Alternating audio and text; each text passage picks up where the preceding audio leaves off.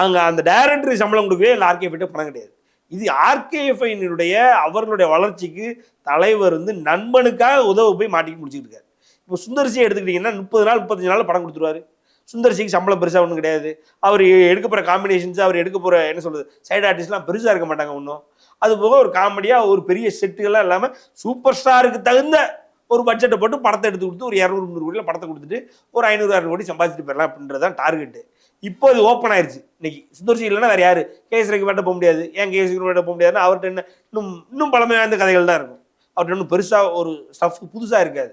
அப்போ இந்த debut directors அவர் அன்னைக்கு சொல்கிறது பாருங்கள், டெபியூ டேரக்டர்ஸ் வச்சு நம்ம எடுத்துகிறோம். டெபியூ டேரக்டர்ஸ் வச்சிருப்பான் இல்லைங்களே, கதை வச்சிருப்பான். அது சூப்பர் ஸ்டாருக்கு ஒர்க் அவுட் ஆகுமா? நீ கரெக்டாக பண்ணிடுவியா?